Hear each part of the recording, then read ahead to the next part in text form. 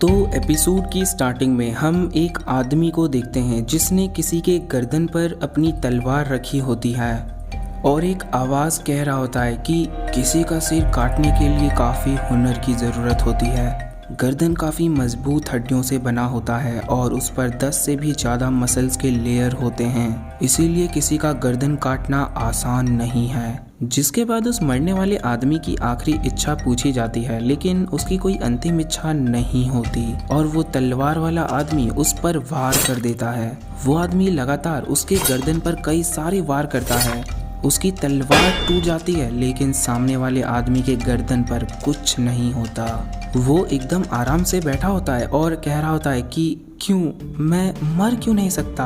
और ये सीन यहीं पर कट हो जाता है। फिर हम एक कमरे का सीन देखते हैं जहाँ पर एक लड़की और वही आदमी जिसका नाम गाबी मारू है, वो दोनों बैठे होते हैं। वो लड़की बताती है कि गाबी मारू इवागाकुरे नामक गांव में एक शिनोबी के रूप में पैदा हुआ था। गाबी मारू बचपन से ही सिर्फ असैसिन की तकनीक सीखता आया है। उस ट्रेनिंग के दौरान काफ़ी सारे लोग मारे गए, लेकिन जो जिंदा बचे उन्हें सुपर ह्यूमन बॉडी मिली थी। फिर वो लड़की गाबी मारू से कहती है कि एक इवागाकुरे विलेज के शिनोबी के लिए स्वॉर्ड को अपने मसल से तोड़ देना तो आम बात है। जो सुनकर गाबी मारू कहता है कि वो आदमी अपने कमज़ोर हाथों से मुझे वैसे भी नहीं मार सकता था, मुझे तो कोई निंजुत्सु इस्तेमाल करने की जरूरत भी नहीं पड़ी। ये सुन वो लड़की गाबी मारू से पूछती है कि क्या तुम्हें निंजुत्सु आता है। गाबी मारू के हाँ कहने पर वो लड़की पूछती है कि क्या तुम मुझे निंजुत्सु दिखा सकते हो।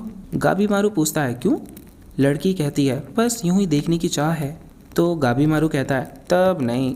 उसके बाद हम अगले दिन का सीन देखते हैं जहाँ पर गाबी मारू को किसी चीज़ से बांधकर उसे जलाने की तैयारी की जा रही थी और हमें किसी की आवाज़ में बताया जाता है कि आग में जलना एक खतरनाक सज़ा होता है। शरीर का जलना असहाय दर्द देता है। मांस के जलने से मसल सिकुड़ जाते हैं और अंत में इंसान की मौत हो जाती है। उसके बाद गाबी मारू को आग लगा दिया जाता है और गाबी मारू जलते हुए भी अपनी आंखें खोलकर उन्हें देख रहा होता है, जो देखने में काफ़ी भयानक होता है। आग में जलाने से भी गाबी मारू की मौत नहीं होती। फिर सीन चेंज होता है और हम उसी कमरे का सीन देखते हैं जहां पर गाबी मारू आराम से सही सलामत बैठा होता है। और यहां पर एक बात सोचने वाली थी कि आग से गाबी मारू के कपड़े जल गए थे, लेकिन उसके बाल सही सलामत थे। उसके बाद वो लड़की गाबी मारू से उसके पास्ट के बारे में पूछती है और इस लड़की का काम भी यही है। ये लड़की मौत की सज़ा सुनाए गए लोगों से उनकी जानकारी कलेक्ट करती है। फिर गाबी मारू बताता है कि मेरे पेरेंट्स नहीं हैं, मुझे बस इतना पता है कि उन्हें विलेज चीफ द्वारा मार दिया गया। मुझे नहीं पता क्यों और मुझे उनके मरने का कोई गम भी नहीं। वो आगे बताता है कि मेरा कोई भी सपना नहीं है, एक शिनोबी का कोई भविष्य नहीं होता, उन्हें बस कत्ल करने का हुक्म मिलता है। हमारे विलेज से बाहर जाने की इजाज़त किसी को नहीं है। इसके बावजूद मैंने अपने विलेज को छोड़ने की कोशिश की थी और मैं पकड़ा गया था। शायद मेरे साथ जो भी हुआ था वो विलेज चीफ की साजिश थी। ये सुनकर वो लड़की गाबी मारू से पूछती है कि तुम्हें पता था कि विलेज छोड़ने की सज़ा मौत है, उसके बावजूद तुमने विलेज छोड़ने की कोशिश क्यों की। और ये सीन यहीं पर कट हो जाता है। अगले दिन गाबी मारू को मारने की फिर से एक और कोशिश की जा रही थी।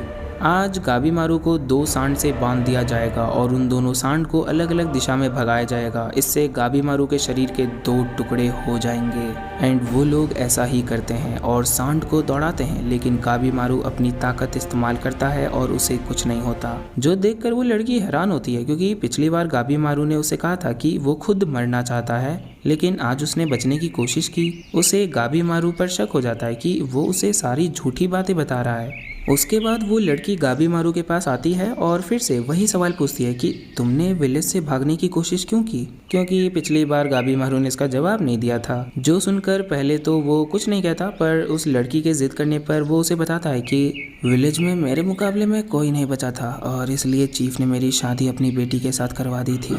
लेकिन वो लड़की बहुत बड़ी बेवकूफ़ थी। मैंने कभी नहीं सोचा था कि शिनोबी चीफ की बेटी ऐसी हो सकती है। उसने मेरी ज़िंदगी को पूरा पलट कर रख दिया था। वो हर बात पर मुझे टोकती थी, जैसे कि घर में अपने चप्पल उतार कर आओ, खाने से पहले गॉड को प्रे करो, वगैरह वगैरह। गाबी मारू को लगा कि ऐसे में वो पूरी तरह से बदल जाएगा और अपनी असलियत खो देगा। इसीलिए वो जाकर सारी बातें विलेज चीफ को बता देता है और विलेज छोड़कर जाने की परमिशन मांगता है। जो सुनकर चीफ उससे कहता है कि तुम्हें आज़ादी तो मिल जाएगी, लेकिन तुम्हें मेरा एक लास्ट काम करना होगा। और यही लास्ट काम के बीच चीफ ने उसे धोखे से पकड़वा दिया था और यहाँ पर उसे मरने के लिए छोड़ गया। उसके बाद हमें रात का एक सीन दिखाया जाता है जहाँ पर वो लड़की जिसका नाम सागिरी है, उससे एक आदमी कह रहा होता है कि आपको उस गाबी मारू के साथ ज़्यादा इन्वॉल्व नहीं होना चाहिए। ये सुनकर सागिरी उससे रीज़न पूछती है तो वो आदमी बताता है गाबी मारू को सभी लोग गाबी मारू द हॉलो के नाम से जानते हैं। वो एक खोखला इंसान है और किसी को मारने से पहले सोचता भी नहीं है। उसने अनगिनत जानें ली हैं। जब उसे यहाँ पकड़कर लाया जा रहा था तब भी उसने 20 लोगों को मार दिया था। उसके अंदर किसी भी तरह की भावना नहीं है। वो एक खोखला इंसान है, वो एक मॉन्स्टर है। सारी बातें सुनकर सागिरी उस आदमी से कहती है कि अगर गाबी मारू को लाइफ से कोई भी अटैचमेंट नहीं है और वो खोखला है तो उसने अरेस्ट होते वक्त फाइट बैक करके 20 लोगों को क्यों मार दिया। उसके बाद हम देखते हैं गाबी मारू को जहां उसे बांध कर रखा गया था। वहीं सागिरी आती है और उससे पूछती है कि अगर तुम सच में मरना चाहते हो और तुम्हारे अंदर किसी के लिए कोई फीलिंग्स नहीं है तो तुम जिंदा बचने की कोशिश क्यों कर रहे हो। अभी तक गाबी मारू को जितनी भी सजा दी गई थी, गाबी मारू सब में जिंदा बच गया था क्योंकि वो खुद ही मरना नहीं चाहता था।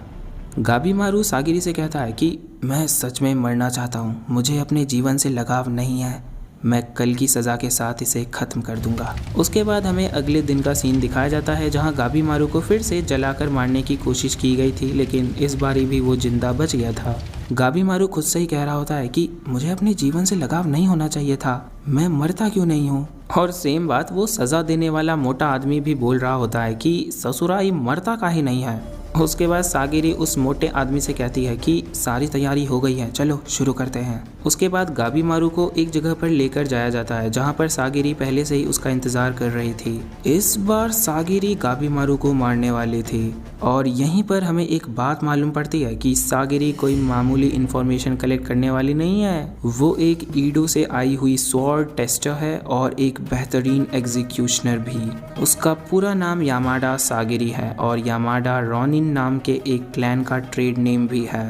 रोनिन क्लैन के लोग प्राचीन काल से ही बेहतरीन एग्जीक्यूशनर रहे हैं जो एक ही झटके में दुश्मन का सिर धड़ से अलग कर देते हैं। फिर सागिरी भी गाबू मारू से कहती है ईसु के भगोड़े शिनोबी, मुझे तुम्हें मारने का आदेश दिया गया है और तुम भी यही चाहते हो ना कि कोई तुम्हें मार दे। गाबी मारू इस बार घबरा जाता है और समझ जाता है कि इस बार तो वो सच में मारा जाएगा। इस वजह से वो अपनी जान बचाने के लिए अपनी बेड़ियों को खोलता है और तभी सागिरी बहुत तेजी से उस पर हमला कर देती है, लेकिन गाबी मारू उसे देख लेता है और उसके वार से बच जाता है। जो देखकर सागिरी कहती है तुम हिले क्यों, अगर तुम हिलते नहीं तो मारे जाते।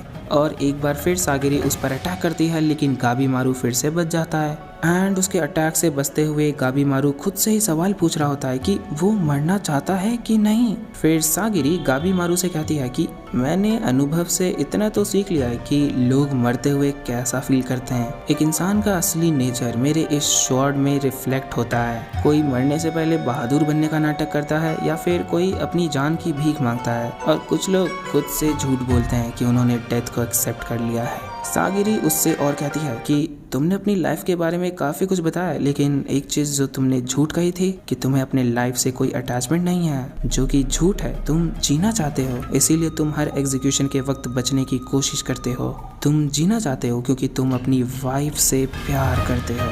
फिर हमें पास्ट का एक सीन दिखाया जाता है जहाँ पर हमें पता चलता है कि गाबी मारू अपनी वाइफ की हर बात से खुश होता था। उसे अच्छा लगता था कि कोई उसकी परवाह कर रहा है। उसकी वाइफ चाहती थी कि वो एक नॉर्मल लाइफ जिए, इसीलिए वो अपने चीफ से बात करने गया था, लेकिन चीफ ने गाबी मारू को धोखे से फंसा दिया था क्योंकि चीफ नहीं चाहता था कि गाबी मारू विलेज छोड़कर जाए। सब कुछ फिर से याद करके गाबी मारू बहुत गुस्सा हो जाता है और वहां से एक सामुराई की स्वॉर्ड लेकर सागिरी पर हमला कर देता है, लेकिन सागिरी उसे ब्लॉक करते हुए कहती है कि तुम सिर्फ खुद से झूठ बोल रहे हो कि तुम्हें अपने लाइफ से कोई अटैचमेंट नहीं है, लेकिन असल में तो तुम अपनी वाइफ की वजह से जिंदा हो। जिस पर गाबी मारू सागिरी को गुस्से में बोलता है कि तुम नहीं जानती मैंने कैसे कैसे जिंदगी जी है, मैं एक हॉलो हूँ और कुछ नहीं। बस इतना बोलकर वो सागिरी की तरफ बढ़ता है। तभी हमें एक फ्लैशबैक का सीन दिखाया जाता है जहाँ पर गाबी मारू बैठा होता है और उसे काफी चोटें लगी होती है और उसकी वाइफ उसको बैंडेज लगा रही होती है। गाबी मारू खुद को हॉलो कह रहा होता है, लेकिन उसकी वाइफ उसे एहसास दिलाती है कि वो काफ़ी काइंड है क्योंकि गाबीमारू ने अपनी वाइफ को उसका चेहरा खराब होने के बावजूद एक्सेप्ट कर लिया था। फिर सीन प्रेजेंट में आता है जहाँ पर गाबीमारू काफ़ी गुस्से में होता है और खुद को एक मॉन्स्टर कहते हुए सागिरी पर कई सारे अटैक कर रहा होता है। फिर हमें पता चलता है कि गाबीमारू भी अपनी वाइफ के साथ एक नॉर्मल लाइफ जीना चाहता था, पर उसे चीफ ने ऐसा करने नहीं दिया। जिसके बाद सागिरी अचानक से रुकती है और गाबीमारू को एक पेपर दिखाते हुए कहती है कि ये एक ऑफिशियल पार्डन है, यानी कि एक ऐसा सर्टिफिकेट जो कि तुम्हारी लाइफ के सभी क्रिमिनल चार्जेस को हटा देगा और तुम्हें प्रोटेक्शन भी देगा। सागिरी गाबीमारू से कहती है कि अगर तुम मेरा एक काम करोगे तो तुम अपनी वाइफ के साथ एक नॉर्मल लाइफ जी सकोगे जो कि तुम चाहते हो, और तुम्हें कोई कुछ नहीं करेगा, तुम्हारे विलेज का चीफ भी नहीं। जो सुनकर गाबीमारू काफ़ी हैरान हो जाता है और उससे पूछता है कि मुझे क्या करना होगा, जिस पर सागिरी कहती है कि तुम्हें अंडरवर्ल्ड जाना होगा। जो सुनकर गाबीमारू कहता है तुम्हारा मतलब कि मुझे समुद्र के उस तरफ जाना होगा, क्या तुम मुझे मरने के लिए कह रही हो? जिस पर सागिरी उसे बताती है कि समुद्र के उस पार एक आइलैंड है जहाँ पर लोग बिना दुख दर्द के रहते हैं, और उस आइलैंड का नाम है शिनसेनक्यो। प्राचीन काल में इस जगह को लोग पैराडाइज, अदर साइड और हेवन कहते थे। इस जगह को ढूंढने के लिए एक सर्च टीम भेजी गई और काफ़ी दिनों बाद ये जगह वाकई में मिल गई। कहा जाता है कि वहाँ पर हर जगह सुंदर फूल हैं और मधुर आवाज़ें भी सुनाई देती हैं। ऐसा कहा जाता था कि शिनसेनक्यो में एलिक्सिर ऑफ लाइफ है जो कि हमें इमॉर्टैलिटी देता है। उस एलिक्सिर को लेने के लिए एक सर्च पार्टी भेजी गई थी, लेकिन कुछ दिनों बाद जब वो नाव वापस आई तो उसमें सिर्फ फूल भरे हुए थे। लेकिन जब उन्होंने फूल हटाया तब उन्होंने देखा कि उसके नीचे लोगों की लाश पड़ी हुई थी। इसीलिए राजा ने एक प्रस्ताव रखा कि जो भी इस एलिक्सिर ऑफ लाइफ को लेके आएगा उसे सारी सजाओं से मुक्त कर दिया जाएगा और उन्हें लाइफ टाइम प्रोटेक्शन भी मिलेगी। सागिरी गाबीमारू से कहती है कि मैं एक ऐसे कैंडिडेट को ढूंढ रही हूँ जो कि ये काम कर सके, और मुझे लगता है कि ये सिर्फ तुम कर सकते हो। सागिरी आगे कहती है मैंने सुना है कि तुम्हारी वाइफ अभी भी इवाकुगरे विलेज में है। जब तुम पकड़े गए थे तब उसने खुद को सबसे अकेला कर लिया था। उसको अभी भी लगता है कि तुम वापस ज़रूर आओगे। क्या तुम अपनी वाइफ के साथ रहने के लिए ये कर सकते हो? लेकिन वहाँ पर उसकी बातें सुनकर वो मोटा आदमी खुश नहीं होता और वो कहता है कि मैं इसे यानी गाबीमारू को जिंदा नहीं जाने दूंगा, और वो अपने लोगों को गाबीमारू पर हमला करने के लिए कहता है। जिसके बाद गाबीमारू अपने मन की गहराइयों में जाकर सोचता है कि उसकी वाइफ ने बचपन से ही काफ़ी दुखों का सामना किया है, लेकिन गाबीमारू जब उसके साथ रहता है तब उससे काफ़ी अच्छा लगता है। इसीलिए वो सोच लेता है कि वो अपनी वाइफ की खुशी के लिए ये काम ज़रूर करेगा। उसके बाद गाबीमारू सागिरी से कहता है कि तुम्हें निंजुत्सु देखना था ना। जो सुनकर सागिरी अचानक से रुक जाती है, जिसके बाद गाबीमारू अपनी बॉडी के अंदर से काफ़ी सारी फ्लेम्स निकालने लगता है और कहता है निन्पो एसेटिक ब्लेज, और उसके तुरंत बाद ही स्क्रीन ब्लैक आउट हो जाती है। फिर थोड़ी देर बाद हम देखते हैं कि वो सारे सामुराई नीचे गिरे पड़े होते हैं और गाबीमारू उनके ऊपर काफ़ी खतरनाक अंदाज में बैठा होता है। उसके बाद गाबीमारू कहता है कि मैं ये काम करूँगा और एलिक्सिर ऑफ लाइफ लेकर आऊँगा, और उससे पूछता है कि अभी मुझे क्या करना होगा। जिस पर सागिरी कहती है कि फ़िलहाल तो हमें ईडो जाना होगा। जो सुनकर गाबीमारू कहता है कि क्या हम सीधे आइलैंड पर नहीं जा सकते। जो सुनकर सागिरी कहती है कि अगर तुम्हें नहीं जाना तो हम ये डील कैंसिल कर देते हैं। जो सुनकर गाबीमारू जाने के लिए तैयार हो जाता है और अपने मन में कहता है कि कोई फर्क नहीं पड़ता, अगर मेरे सामने मौत भी आ जाए ना तो भी उसे बचाने के लिए मैं कुछ भी कर सकता हूँ। और बस इसी के साथ हमारा एपिसोड 1 यहीं पर खत्म हो जाता है। हम बहुत जल्द इसका एपिसोड 2 अपलोड करने वाले हैं, इसीलिए आप चैनल को सब्सक्राइब कर लेना और वो बेल का आइकन प्रेस कर देना ताकि आपको नोटिफिकेशन मिल जाए।